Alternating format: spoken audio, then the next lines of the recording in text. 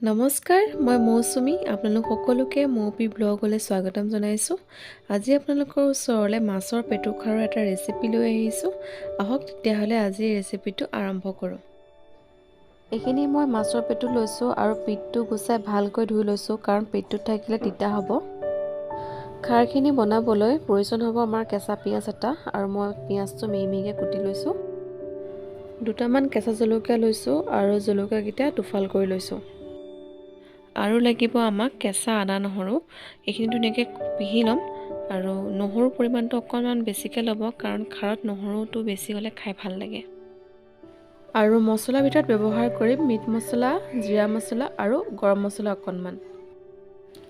পেটুখিনি বেঙেনাৰ সৈতে খাৰ বনাম, সেইকাৰণে বেঙেনাকেইটা মই কাটি পানীত তিয়াই থৈছোঁ কাৰণ বেঙেনাৰ পৰা ওলোৱা ক'লা পানীটো তেতিয়া ধুনীয়াকৈ ওলাই যাব।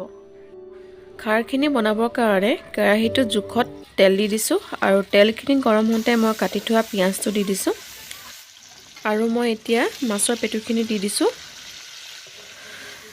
এতিয়া মই এইখিনি অকণমান সময়ৰ কাৰণে ভাজি ল'ম। ৩-৪ মিনিটমান ভজাৰ পাছত মই ইয়াত এচামুচ হালধি গুড়ি ব্যৱহাৰ কৰিছোঁ আৰু সোৱাদ অনুসৰি নিমখ দিছোঁ আৰু খুন্দি ৰখা আদা নহৰুখিনিও দি দিছোঁ। এইখিনি এতিয়া ধুনীয়াকৈ লৰাই লৈছোঁ আৰু মই 10 মিনিটমানৰ কাৰণে এইখিনি ভাজি ল'ম।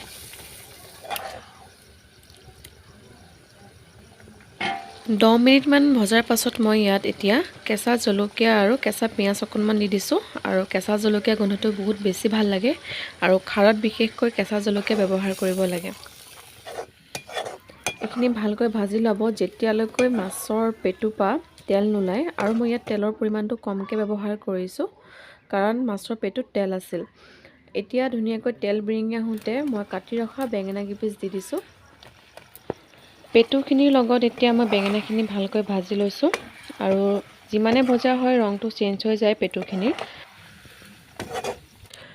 বেঙেনাখিনি অকণমান ভাজ খোৱাৰ পাছত মই ইয়াত কল খাৰ ব্যৱহাৰ কৰিম।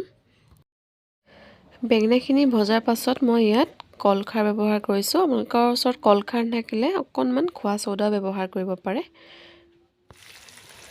কল খাৰখিনি দিয়াৰ পাছত মই অকণমান সময় ভাজি ল'লোঁ আৰু বেঙেনাখিনি ধুনীয়াকৈ গলি গৈছে আৰু এতিয়া মই ইয়াত জলকীয়া গুড়ি অকণমান ব্যৱহাৰ কৰিছোঁ কাৰণ খাৰত জ্বলা অকণমান হ'লে খাই বেছি ভাল লাগে। পেটু খাৰখিনি ধুনীয়াকৈ ৰেডি হৈ গ'ল আৰু শেষত অকণমান কেঁচা মিঠাতেল দিছোঁ কাৰণ খাৰত শেষৰ সময়ত মিঠাতেল অকণমান ব্যৱহাৰ কৰিলে খাই ভাল লাগে আৰু খাৰখিনিৰ পৰা ধুনীয়াকৈ তেল বিৰিঙি আহিছে। হৈ গ'ল আৰু খাৰখিনি ৰেডি। এতিয়া নমাই ল'ম। মাছৰ পেটু খাৰখিনি মই আপোনালোকক বাতি এটাত উলিয়াই দেখাইছোঁ। একে কম সময় খৰচী আৰু সহজ পদ্ধতিত বনোৱা এই খাৰখিনি খাবলৈ বিৰাটেই সোৱাদ হৈছিল। এনেদৰে বনাই খাবচোন, খাবলৈ বিৰাটেই সোৱাদ হয় আৰু অসমত ফেমাছ ফুড হিচাপে এই খাৰ জনা যায়। আৰু আজি আপোনালোকে ভিডিঅ'টো চাই কেনেকুৱা পালে জনাব আৰু যদি ভাল পালে ভিডিঅ'টো লাইক কৰিব, ভিডিঅ'টো শ্বেয়াৰ কৰিব আৰু চেনেলটো ছাবস্ক্ৰাইব কৰি দিব। আশা কৰোঁ মোক আপোনালোকে আগুৱাই যোৱাত সহায় কৰিব, আপোনালোকৰ মৰম দিব। আজি ভিডিঅ'টো ইমানখিনিতে সমাপ্ত কৰিছোঁ। ধন্যবাদ।